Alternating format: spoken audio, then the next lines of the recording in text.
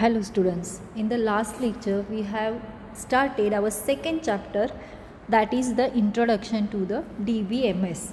Already we have seen points from this chapter are, that is the introduction, what is mean by database. We have seen the definition of a database. After that one, the difference between the data and the information, how the data is different from information.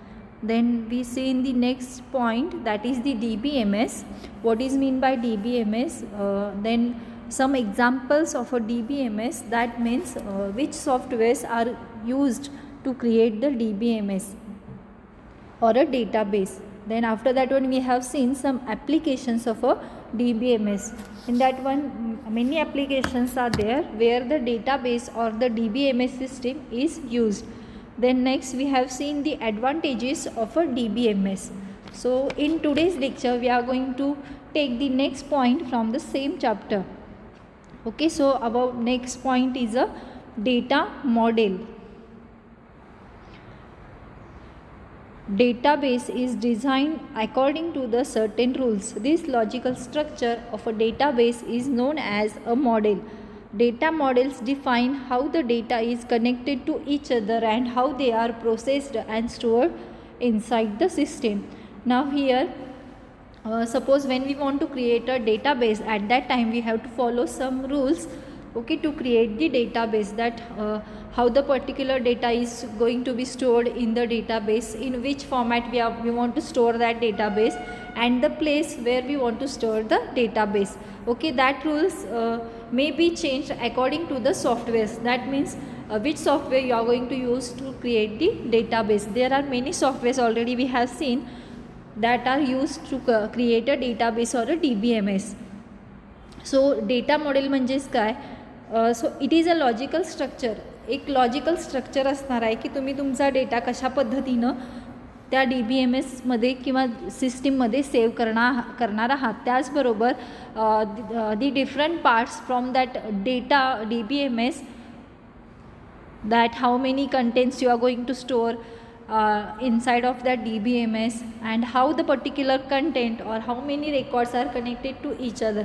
तो जो data आहे तो दुसऱ्या डेटाशी कशा पद्धतीनं connect असणार आहे याचं सगळं लॉजिकल स्ट्रक्चर क्रिएट करणं म्हणजेच काय, data model.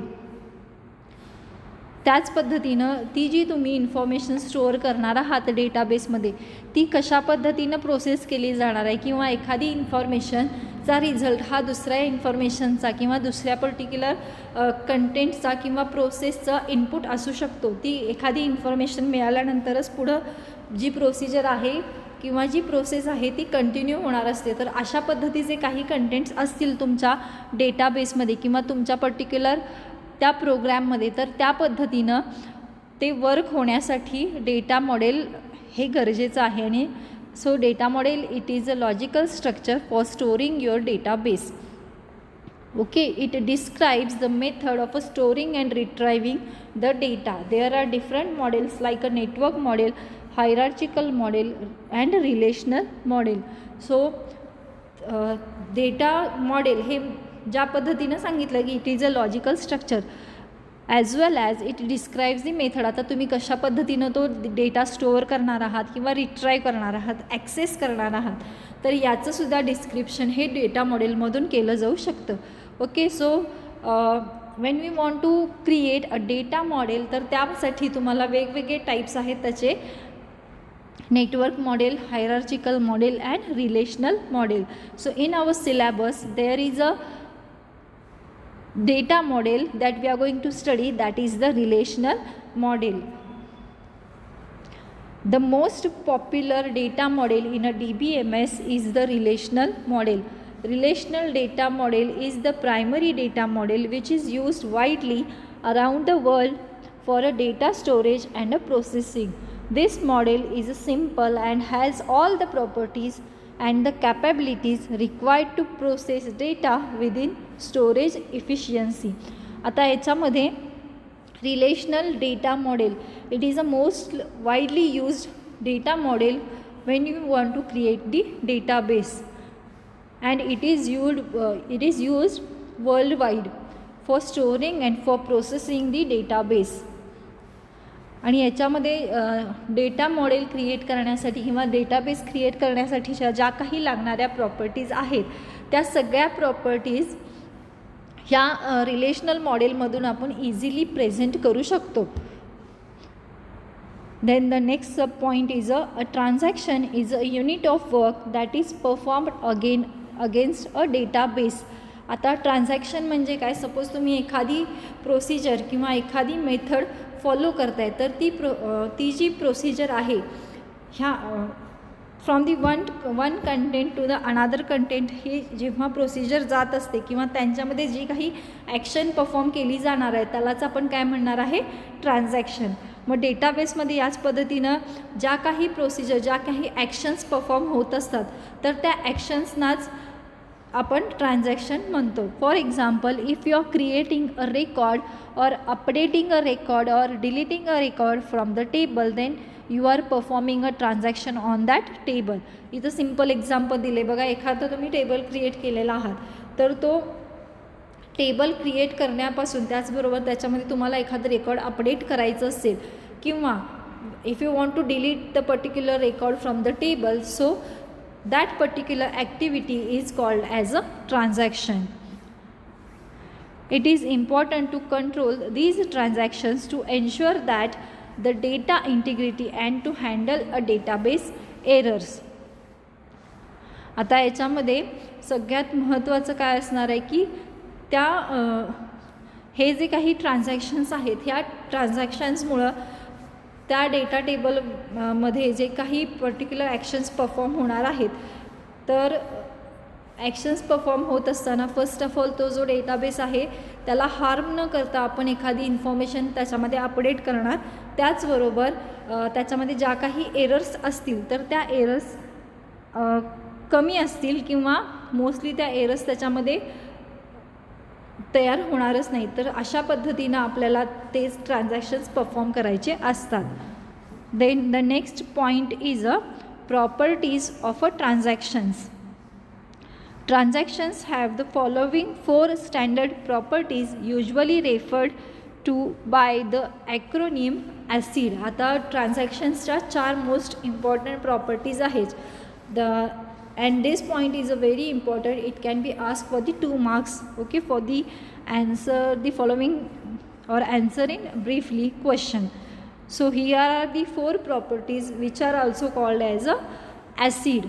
So from that ACID we will see the first property, A for atomicity. It ensures that all the operations within the work unit are completed successfully. Otherwise, the transaction is aborted at the point of a failure and all the previous operations are rolled back to their former state. So, याच्यामध्ये atomicity म्हणजे काय असणार आहे? First of all, this property ensures us that our whole operations or whatever transaction we are doing on that database, okay, it will complete successfully.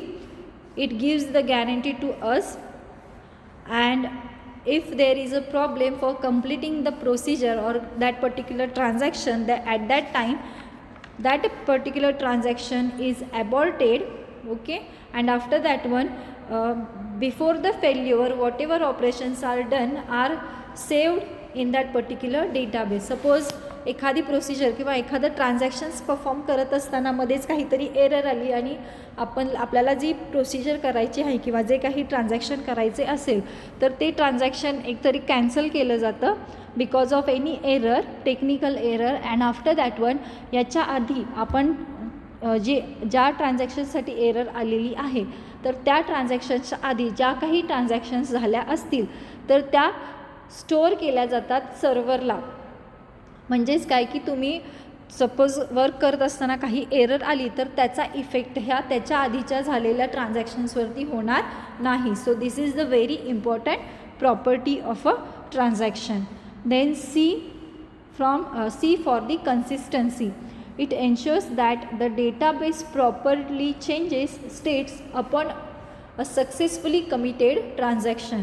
आता याच्यामध्ये आपण जे काही डेटाबेसमध्ये चेंजेस करतो तर ते चेंजेस जर कंप्लीट झाले, सक्सेसफुली कंप्लीट झाले without any error, so at that time ते जो काही चेंज त्या डेटाबेसमध्ये होणार आहे तर तो चेंजसुद्धा त्या डेटाबेसमध्ये फुल्ली सक्सेसफुली अपडेट केला जातो. म्हणजेच काय की तुमचा जो डेटाबेस आहे हा डे टू डे किंवा ट्रान्झॅक्शन टू ट्रान्झॅक्शन हा अपडेट केला जाणार आहे आणि whatever changes are made are stored in that particular database. Then from the ACID, I stands for isolation. It enables the transactions to operate independently of and transfer into each other. आता याच्यामध्ये जे काही transactions होणार आहेत हे transactions एकतरी separate असतात, independent असतात आणि त्याचबरोबर they are transferent to each other. Then next one is a durability. It ensures that the result or effect of a committed transaction persist in case of a system failure. आता याच्यामध्ये काही वेळेला असं होतं की काहीतरी एरर्स आले, technical errors असतील किंवा बऱ्याच वेळेला आता भूकंप म्हणा किंवा अशा बऱ्याचशा काही नैसर्गिक गोष्टींमुळे तो डेटाबेस जो आहे किंवा ते मशीन जे आहे हे डिस्ट्रॉय होऊ शकतं किंवा ती सिस्टीम फेल होऊ शकते. सो ॲट दॅट टाईम ड्युरॅबिलिटी म्हणजेच काय की आपण आत्तापर्यंत जे काही त्या डेटाबेसमध्ये किंवा त्या सिस्टीमवरती स्टोअर केलं असेल तर त्याचा इफेक्ट हा त्या पर्टिक्युलर सिस्टीमवरती होणार आहे, त्यामुळे तो डेटाबेस डिलीट होऊ शकतो. पण DBMS सिस्टीममुळं काय केलं जातं की आपला जो डेटा आहे त्याच्या कॉपीज ह्या दुसऱ्या पर्टिक्युलर सर्व्हरवरती दुसऱ्या ठिकाणी करून ठेवलेल्या असतात.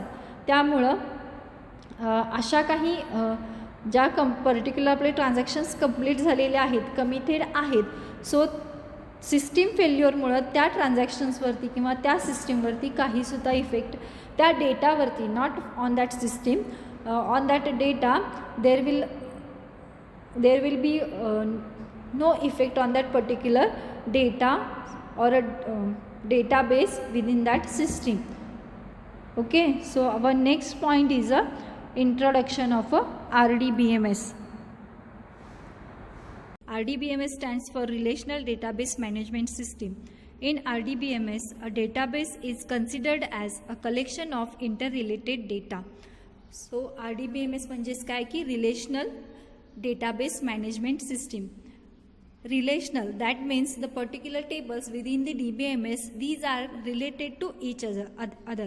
That's why it is called as a relational database management system. When you are going to create the different database, at that time you know the basic concepts within the database. So first basic concept is a table. The table is the basic data storage unit in a relational database. The table consists of columns and rows. A database consists of one or more tables according to which the data is stored in a table. Database designer decides the name of the table and titles of columns. So table means काय की it is a combination of rows and columns. So when you want to store the data in a database, then at that time you have to store the data within the table only. Then you have to give the particular name for your table, and within that table you have to mention the particular names, specific names for the columns. So table create करत असताना तुम्हाला त्या टेबलला particular नाव द्यावं लागतं, त्याचबरोबर the particular columns should be mentioned with a particular name. Next basic concept is a field. A table consists of information which is stored under different headings called as a field or columns. Columns are shown vertically in a table. Each field or column has an individual name. Two columns cannot have the same name. In the first row represents the different field names or titles of the column. तर table म्हणजेच काय की तुमच्या टेबलमध्ये जो column असणार आहे, so it is called as a field. So within the database, in a database, a particular column is referred as a field. आणि त्या फील्डला किंवा त्या कॉलमला पर्टिक्युलर नाव असतात आणि जे की प्रत्येक कॉलमला हे सेपरेट नाव असलं पाहिजे किंवा वेगळंच नाव असलं पाहिजे. It should not be same name. त्याचबरोबर तुमचे जे काही कॉलम्स असतील तर तुमच्या टेबलमधला किंवा जो फर्स्ट रो असणार आहे त्याच्यावरती त्यामध्ये त्या पर्टिक्युलर कॉलमचे नावंही मेन्शन केली गेली पाहिजेत. So it is called as a field. Next basic concept is a record. All the columns in a table make a row. Each row contains information on individual topics. A record is composed of fields and contains all the data about one particular person, company or item in a database. Record is also called as a tuple. So first तुमचा जो row असतो तो जिथं तुम्ही कॉलमचं नाव mention करता त्याचबरोबर त्याच्या खाली जी तुम्ही इन्फॉर्मेशन फिलअप करणार आहे. Suppose there is a one table which contains the student information. So तुमचा फर्स्ट जो रो असणार आहे त्याच्यावरती तुम्ही रोल नंबर, स्टुडंट नेम वगैरे असं मेन्शन केला. त्याबरोबर त्याच्या खाली roll number wise you are going to store the information about the different students. So त्याच्यामधले जे काही पर्टिक्युलर खालच्या ज्या ओळी असणार आहेत so these are called as a rows. आणि रोजला किंवा रेकॉर्ड्सला आपण टेक्निकल वर्ड्समध्ये डेटाबेसमध्ये काय म्हटलं जातं, tuple. It is important for objective type questions. So डेटाबेसमधल्या ज्या काही बेसिक कन्सेप्ट्स आहेत ह्याच्या डेफिनेशन्स असतील किंवा ह्याच्याबद्दल तुम्हाला ऑब्जेक्टिव्ह टाईप क्वेश्चनमध्ये विचारलं जातं. So next point is a keys in a DBMS. Let's see what is meant by key. A column or a combination of column which can be used to identify one or more rows in a table is called a key of the particular table. So key म्हणजेच काय की suppose there is a one table which contains the information about the student. तुम्ही इथं डायग्राममध्ये बघू शकता.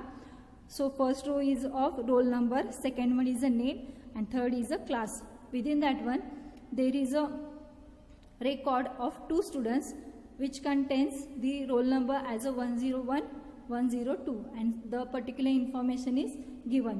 So ह्याच्यामध्ये suppose जे काही कॉलम असेल किंवा रो असेल त्याच्यामध्ये एखादी पर्टिक्युलर व्हॅल्यू ही एकदाच तुम्हाला सेव्ह करायची आहे. It should not be copied second time.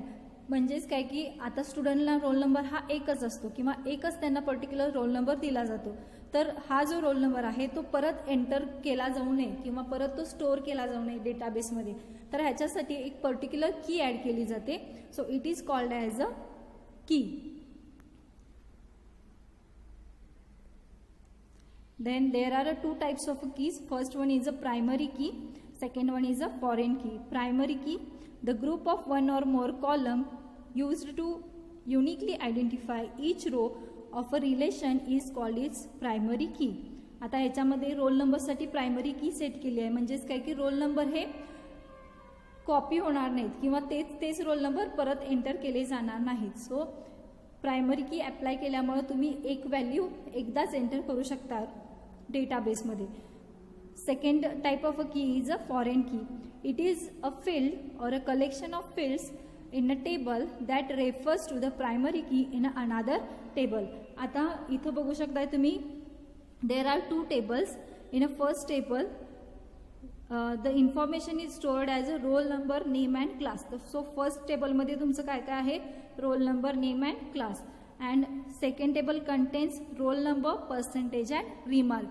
म्हणजेच काय की दोन सेपरेट टेबल्स आहेत इथं. आणि हे जर दोन टेबल आपल्याला एकमेकांना कनेक्ट करायचे असतील म्हणजेच काय की सपोज रोल नंबर 101 याचे डिस्प्ले करत असताना name, class, after that one percentage, remark हे सगळं आपल्याला जर का एकत्र डिस्प्ले करायचं असेल so at that time we have to use primary key within both table. So here for the roll number it is a unique identity of that particular student. So that's why the primary key is applied to the roll number only and it is referred in a second table also. So second table मध्ये roll number mention केल्यामुळे आणि त्याचबरोबर त्याला primary की apply केली गेल्यामुळं तुम्हाला ते जे पर्टिक्युलर रेकॉर्ड्स असतील त्या पर्टिक्युलर स्टुडंटचे हे तुम्ही ॲक्सेस करू शकता. So these are the types of a keys. Next point is a relationships in a database. Relationships link data from individual tables to the to increase the usefulness of the database.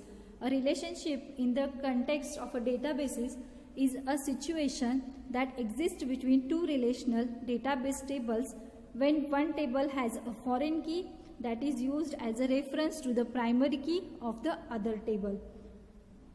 For example, a table called employee has a primary key called employee ID. Another table called employee details has a foreign key which references employee ID in order to uniquely identify the relationship between the two tables. So relationship म्हणजेच काय की डेटाबेसमध्ये store करत असताना तुमचा जो काही पूर्ण डेटा असेल तो कधीच एकाच टेबलमध्ये स्टोअर केला जात नाही. The particular table is divided into the different tables, so that's why the different information can be collected fastly and it should be stored in a database when you make different tables. So आपण वेगवेगळे information काय केली, वेगवेगळ्या टेबल्समध्ये save केली, पण हीच information access करत असताना सपोज मला एकाच वेळी सगळ्या टेबल्समधली इन्फॉर्मेशन किंवा त्या पर्टिक्युलर स्टुडंटची इन्फॉर्मेशन एकाच वेळेला डिस्प्ले करायची आहे. So at that time I have to maintain the relationship between different tables. इथे एक्झाम्पल दिले की सपोज एम्प्लॉईची इन्फॉर्मेशन आहे आणि एका टेबलमध्ये जस्ट त्या एम्प्लॉईची पर्टिक्युलर पर्सनल इन्फॉर्मेशन सेव्ह केली असेल आणि सेकंड टेबलमध्ये त्या एम्प्लॉईची पर्टिक्युलर त्या कंपनीमधली ज्या काही पोझिशन आहेत किंवा त्याचं पेमेंट शीट वगैरे हे स्टोअर केलं असेल तर दोन्हीकडे कॉमन काय असणार आहे, employee I D, and it should be the particular relationship can be created by using the particular employee ID. So दोन्हीकडे जे कॉमन असणार आहे ते कॉमन पर्टिक्युलर कॉलम यूज करून आपण काय करणार आहे, त्या दोन टेबलमध्ये रिलेशनशिप क्रिएट करणार आहे. There are 3 types of relationships in a relational database design. They are one to one, one to many, many to many. तर याच्यामध्ये रिलेशनशिपचे 3 टाइप्स आहेत. First one is a one two one, one to many and many to many. Let's see it one by one. First type, relationship type in a database is a one to one. In a one to one relationship, one record in a table is associated with one and only one record in another table. म्हणजेच काय की suppose there are 2 tables, so within that table one particular record it is related with the another record in a table, but it should be related to with only one record.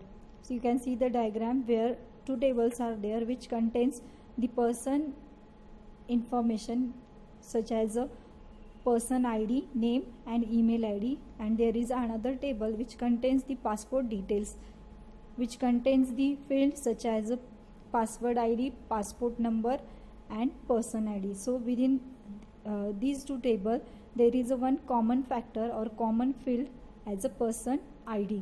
So एका particular पर्सनला त्याचं particular passport हे एकच असणार आहे, same जसं की स्टुडंट्सना roll number हे एक युनिकली मेन्शन केलेले असतात किंवा दिलेले असतात. त्याच पद्धतीनं एखाद्या टेबलमधला एक रेकॉर्ड हा दुसऱ्या टेबलमधल्या एकाच रेकॉर्डशी रिलेट असो. So it is a one two one relationship.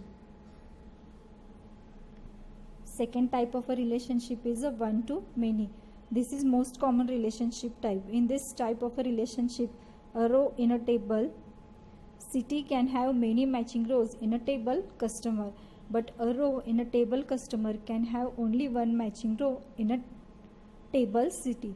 So one to many ह्याच्यामध्ये or many to one ह्याच्यामध्ये आपण बघू शकतो की एका टेबलमधला एक रेकॉर्ड असेल तो दुसऱ्या टेबलमधल्या मल्टिपल रेकॉर्डशी रिलेट करू शकतो. जसे की डायग्राममध्ये दाखवले, the first table with a name city, it contains a field such as a city I D, city name, and there is a second table as a customer which contains the field such as a customer I D, first name, last name and city I D. So ह्याच्यामध्ये सुद्धा आपण common एक field बघू शकतो, city I D, ज्याला की primary की attach केलेली असणार आहे. आणि त्याचबरोबर याच्यामध्ये सिटीमधल्या वेगवेगळे रेकॉर्ड्स हे कस्टमरमधल्या वेगवेगळ्या रेकॉर्ड्सशी मॅच होऊ शकतात किंवा रिलेट करू शकतात. पण कस्टमरमधले एखादा रेकॉर्ड हा सिटी टेबलमधल्या एकाच रेकॉर्डशी रिलेट करू शकणार आहे.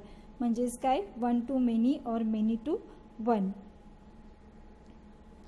Then third relationship type is a many to many. A many to many relationship occurs when multiple records in a table are associated with multiple records in another table. Multiple records in a table products are linked to the multiple records in a table suppliers. So many to many म्हणजेच काय की एखाद्या टेबलमधले multiple records हे दुसऱ्या टेबलमधल्या multiple रेकॉर्ड्सशी relate करू शकतात किंवा associate असू शकतात. सो ह्याच्यामध्ये तुम्ही बघू शकता डायग्राममध्ये प्रॉडक्ट हा एक टेबल आहे आणि सप्लायरचा एक टेबल आहे. याच्यामधले वेगवेगळे रेकॉर्ड्स हे दुसऱ्या टेबलमधल्या बऱ्याचशा रेकॉर्ड्सशी रिलेट करतात. म्हणजेच काय की ते एकमेकांशी लिंक असू शकतात किंवा आपण त्याच्यामध्ये रिलेशनशिप क्रिएट करू शकतो. So these are the types of a relationships in a table.